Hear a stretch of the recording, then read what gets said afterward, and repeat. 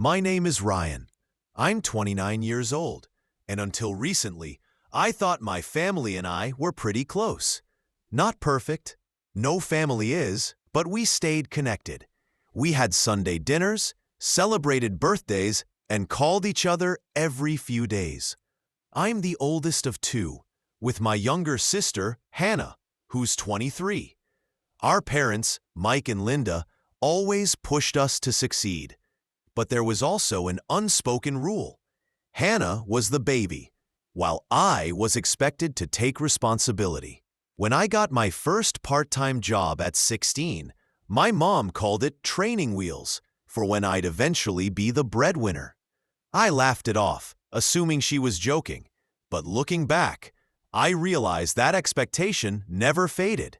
When I landed my first job out of college as a junior accountant, my parents celebrated like they'd won the lottery. Honestly, I was proud too. That job eventually turned into a senior role with a six-figure salary, and I saved aggressively. Last year, I achieved something I never thought possible.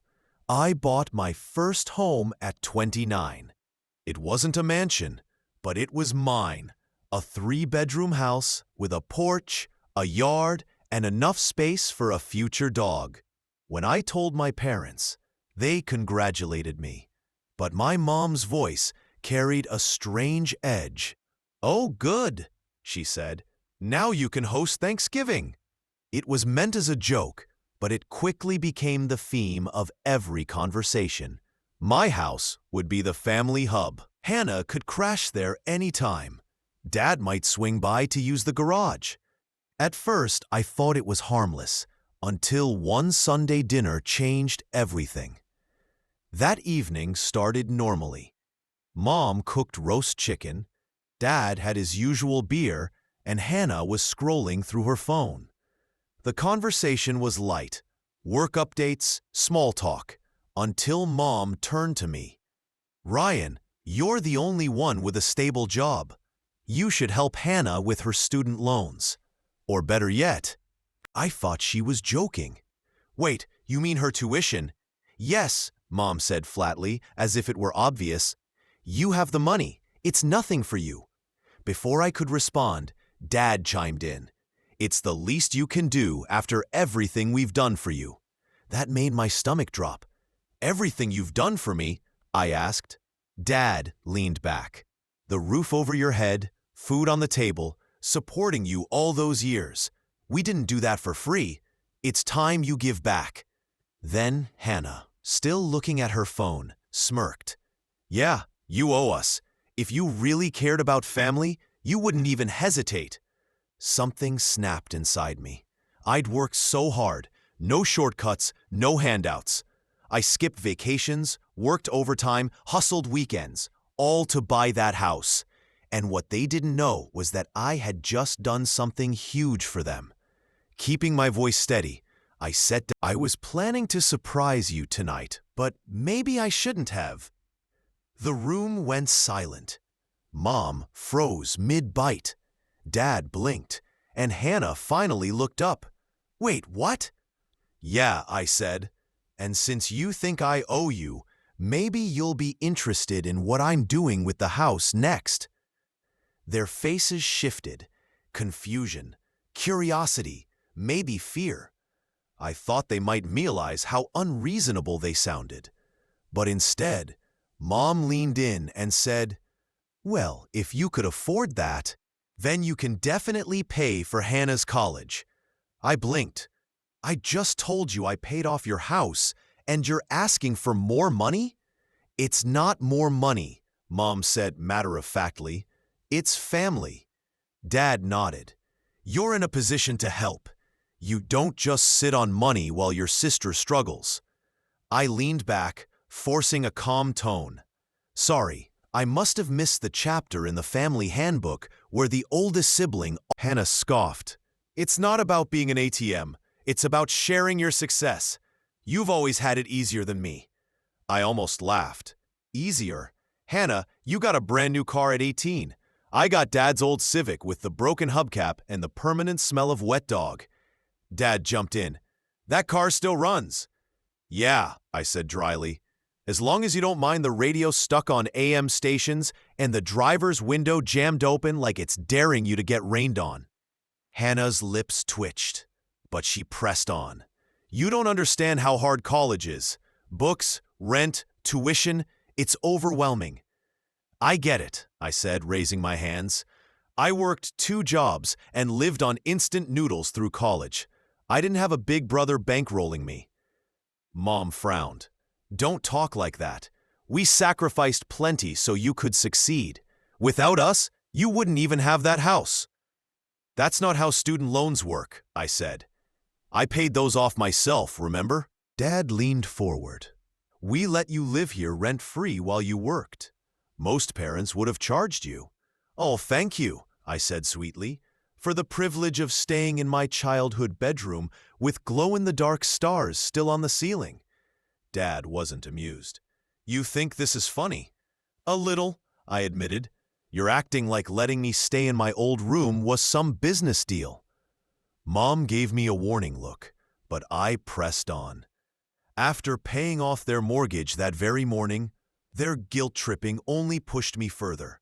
Ryan, Mom said in her guilt-trip voice, you're successful now. Don't you think you have a responsibility to make sure your sister isn't buried in debt? I laced my fingers together. Okay, quick question. When Hannah graduates and gets a good job, will she pay for my kids' college tuition? Mom faltered. That's different. Oh, of course, I said. Different. You always do this, Hannah snapped, slamming her phone down. You twist everything into a joke so you don't have to take responsibility. You're selfish, Ryan. That one stung. Not because it was true, but because it was so unfair. I had been the responsible one all my life, babysitting Hannah, fixing Dad's car for free, showing up to every family event, and now I was the bad guy for not paying Hannah's tuition. I took a breath. You know what's funny? I was actually planning to help with her loans tonight. Not all, but enough to take the pressure off. But the way you're talking to me now makes it hard to feel generous. Dad threw his hands up. See, he's ungrateful. All we've done is support him, and now he wants to keep everything to himself.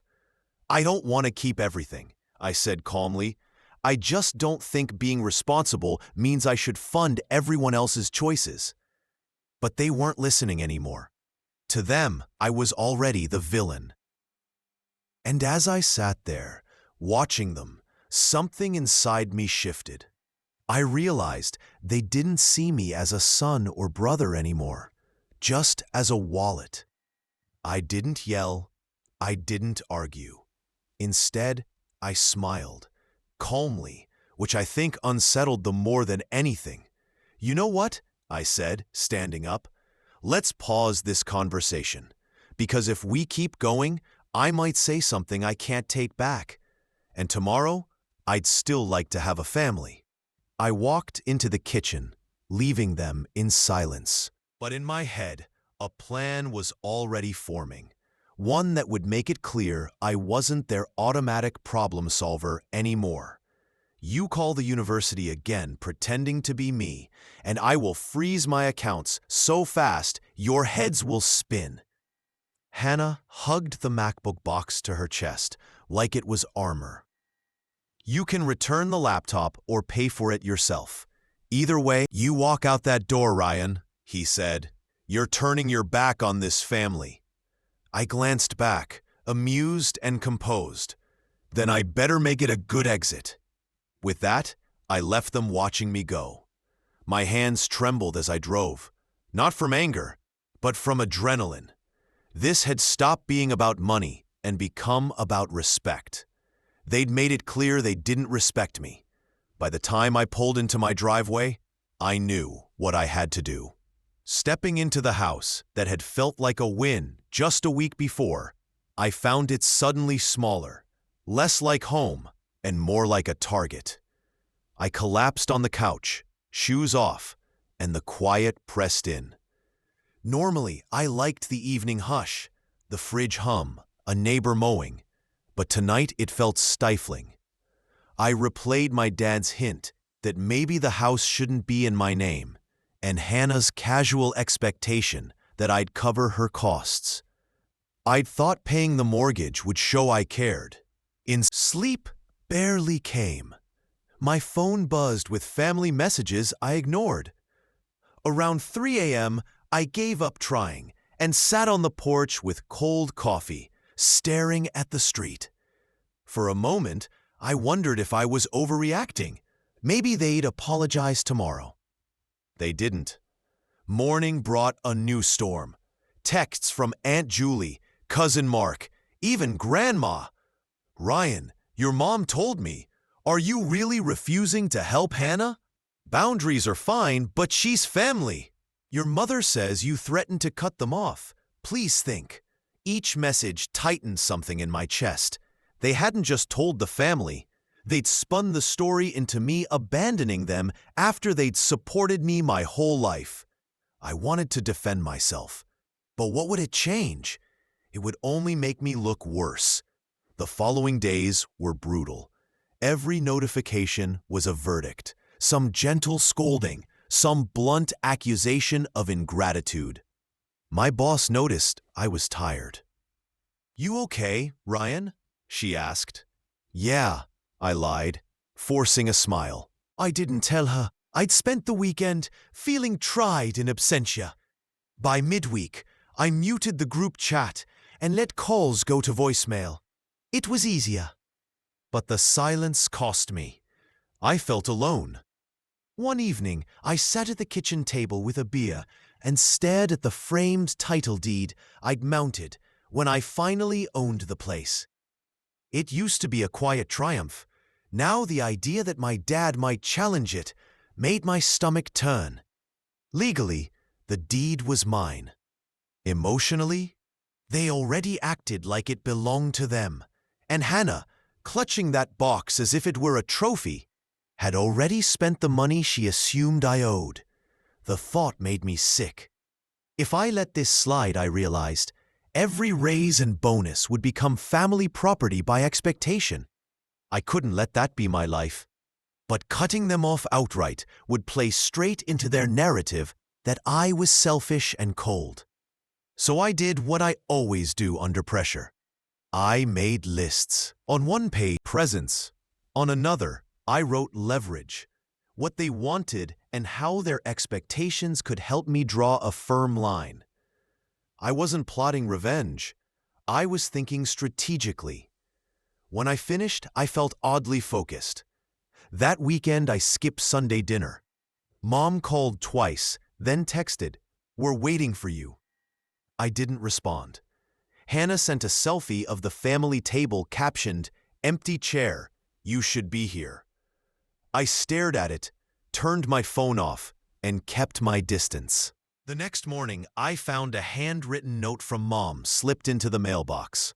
"Ryan, we don't understand why you're being so difficult. Over the following weeks, something subtle shifted in how I presented myself, at work, on calls, in the way I stood. The crushing guilt eased, and I felt lighter. I didn't reply to Mom's note. Instead, I doubled down on work. The timing was fortunate. My company landed a big client, and my boss needed someone to lead the account. Normally, I might hesitate. It meant overtime and spreadsheets that would make lesser accountants cry. But I said yes. Focusing on real work gave me energy I'd wasted on people who wouldn't respect me. I went back to the gym, clumsy at first, but gradually stronger. The late-night drives home from the office that used to drain me now felt like progress. The project succeeded, under budget and ahead of schedule, and my boss pushed my name for a promotion with a meaningful raise. When I saw my new salary number, I sat and stared. Months ago, I'd felt like I was failing my family. Now I had more financial power than ever, and for the first time, I was thinking about protecting it rather than handing it out. I began to distance myself from the family narrative quietly, permanently muting the group chat, not answering calls during work, skipping more Sunday dinners, and telling Mom I had deadlines. The first missed dinner prompted another text. The second time, silence. Aunt Julie called to report Mom's hurt. I replied, "I'm setting healthy boundaries. That's not the same thing." Then I went out with coworkers. More time with people who respected me, less time being the family fixer. It felt liberating. But I wasn't just walking away, I was preparing. I met a financial planner. We reviewed mortgage papers, savings, and investments. "You're in a strong position," she said. "If you keep this up, you could be completely financially independent in a few years." That phrase, financially independent from bills and expectations, stuck with me. I automated savings, separated accounts, started a budget for things I actually wanted: travel, home projects, maybe a dog. I set up a trust in my name that my parents didn't know about and couldn't access. For the first time, I said no to small asks: a shift at work, pet sitting for a neighbor. Each no reclaimed a bit of my life. They didn't like the new me. I ran into Hannah at the coffee shop. She narrowed her eyes and said, "So this is where you've been hiding. Mom says you haven't been over." "I've been busy not being yelled at for how I spend my money," I said. "You can't just cut us out because you don't want to help," she shot back. "I'm not cutting anyone out," I said. "I'm not volunteering for emotional blackmail." For a moment, she seemed on the verge of apologizing, then rolled her eyes and left. They still thought the pressure would break me. They didn't know the more space I took, the stronger I got. Adding a fire pit, buying a new couch, not to impress anyone, but to reclaim my space. Quietly, I prepared for another push from them, because people like my parents and Hannah don't give up. They test. Maybe at Thanksgiving, maybe at Christmas. When that day came, I wanted to be ready. By October, I wasn't just surviving, I was thriving. The promotion went through, the raise hit, and my evenings filled with projects I enjoyed. I hosted game nights, barbecues, and one disastrous taco attempt that left half of us in a salsa coma. The family group chat remained muted and buzzing. I refused to read it. They hadn't tried to talk to me directly since the coffee shop run-in, which suggested they were regrouping. I was right. One evening, an unknown number left a voicemail. Later, when I checked it, my stomach dropped. "Hi, this is Rachel from Crestwood University's Financial Services Office. If you have any questions, please call us back." I replayed it. I hadn't paid. I called back the next morning. Rachel confirmed the payment and said it was a wire transfer posted under Michael Carter, my dad. My dad had paid Hannah's tuition himself. That wouldn't bother me, except for one thing. He'd probably tell the family he'd gotten me to change my mind. That evening, Aunt Julie texted, "Proud of you, Ryan. Mom said you came around and did the right thing." I almost laughed. They'd staged a PR move to make it look like I'd caved. That was the last straw. I called my financial planner. "Let's move ahead with the trust." I also started watching Hannah's social media again, not to confront, but to observe. She began posting photos of a study setup in my house. The background was my freshly repainted guest room. She wasn't living there, but she'd clearly been inside. I changed the locks. When I called my neighbor, Mrs. Lopez, she was chatty and willing to tell me what she knew. "Your sister came by while you were at work. Your parents let her in, saying you had given permission." I thanked them and hung up, my jaw tightening. They were coming and going whenever they pleased. That weekend, I installed a full security system, cameras at every entry, keypad locks on both doors, and a smart doorbell that recorded video and sent alerts straight to my phone. From now on, if they entered without asking, I'd know. Then, I started planning the next family dinner. Not at their place, not at a restaurant, at my house. I sent a short, polite text. Dinner at my place next Friday, 7 p.m. I'd like to talk. Within an hour, Mom replied, "We'll be there." No emoji, no extra words, just 3. Perfect. Over the next few days, I prepared carefully. I cleaned the house thoroughly, set out my best dishes, even bought a new set of wine glasses. I wanted the evening to look calm and controlled, like a meeting, not a confrontation. My favorite touch was the folder I placed neatly on the dining table. Inside were copies of the house deed, the trust documents, and a notarized letter making one thing clear. My house was mine, my money was mine, and any future trespassing would be treated exactly as that. Trespassing. It wasn't about threatening them. It was about showing them the days of me giving in were over. As I set the last glass down, I caught my reflection in the I looked like a man ready to take back control of his life. Friday night came. The house looked better than ever. The table was set like something out of a magazine. Clean white plates, soft candles, wine breathing in the decanter. To an outsider, it might have looked like a celebration, but inside, I felt like a chess player preparing for the final moves of a long game. At 6:55 p.m., the driveway lights flicked on. The cameras showed Dad's truck, Mom's car behind it.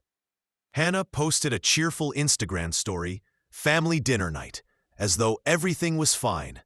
I opened the door before they could knock. "Come on in," I said evenly. They stepped inside, looking around like strangers, which technically they were. "You repainted," Hannah said, wrinkling her nose. "I did," I replied with a small smile. "Been busy." Mom's eyes softened as she looked at the table. "This looks lovely, Ryan. I knew you'd come around." I didn't correct her. Not yet. For a few minutes, it almost felt normal. Small talk about the weather, Dad asking about work, Hannah complaining about a professor. But the tension sat under every word, waiting for me to speak first. Finally, I set my fork down. "So," I said casually, "about this story going around that I paid Hannah's tuition." Mom blinked. "You didn't?" "No," I said, meeting her eyes. "I didn't. But it was generous of Dad to pay and let people think I did." Dad shifted in his chair. "I didn't give you credit. I just didn't correct anyone." "Right," I said calmly. "Well, the university believed it was me, which means someone used my name, and I take that seriously." "Don't make this bigger than it is," Mom warned. "It already is," I replied. "This wasn't just about tuition. This was about you deciding you could speak for me, about my money, my choices, my name." Hannah rolled her eyes. "You're being dramatic. It got paid. Who cares how?" "I do," I said, smiling faintly. "And since my name seems to matter, let me show you what it's really on." I placed the folder on the table. They looked at it like it might explode. I slid out the first document. "This is the updated house title," I said. "In my name only. It's locked in a trust, untouchable." Mom's face paled. "Ryan, that wasn't necessary." "It was," I said gently. "Because some people thought this was family property. It's not. It's mine. And from now on, no one enters without my permission." I slid the notarized letter across the table. "This is a no trespass notice already filed with the city. I had to install cameras because people were letting themselves in while I was gone. That ends now." Dad's face darkened. "You're treating us like criminals?" "No," I said evenly. "I'm treating you like people who need boundaries.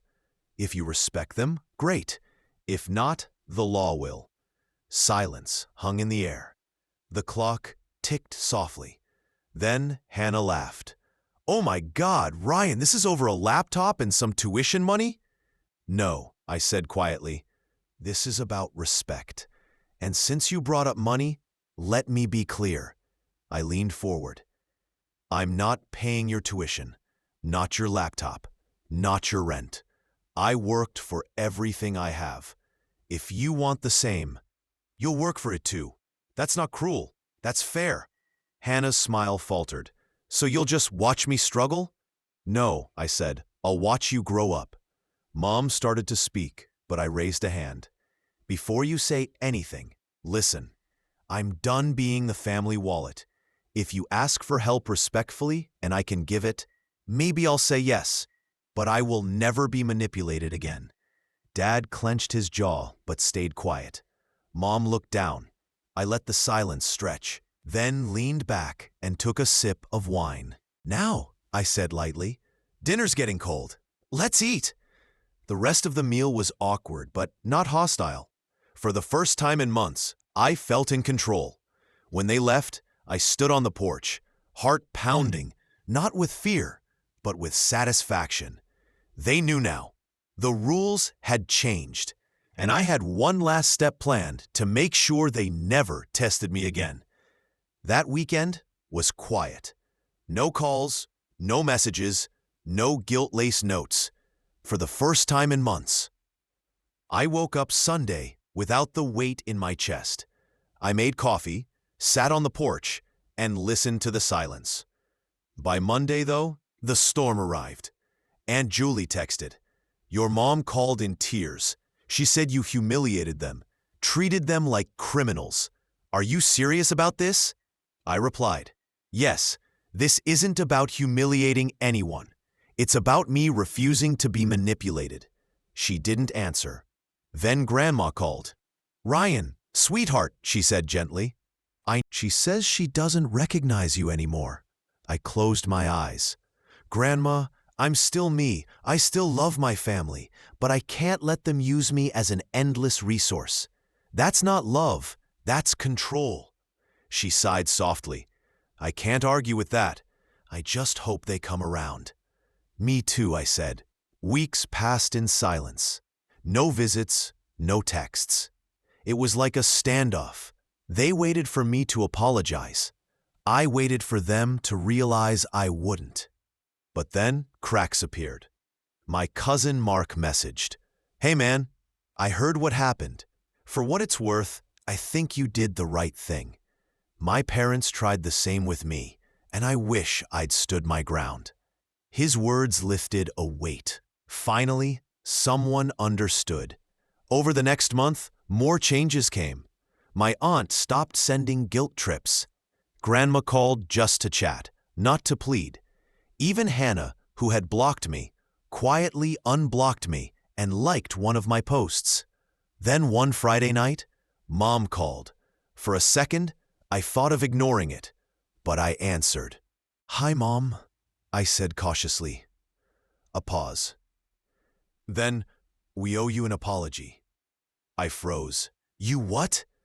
We went too far, she said quietly. Your father and I talked. We shouldn't have pressured you or let ourselves in. That was wrong. I stayed silent, letting the words sink in.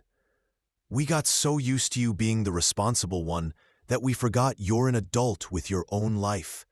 We're sorry, Ryan. I exhaled slowly. Thank you. That means a lot. We'd like to come over, she said. No pressure, no arguments, just to talk. I thought, then said, okay, but there are rules.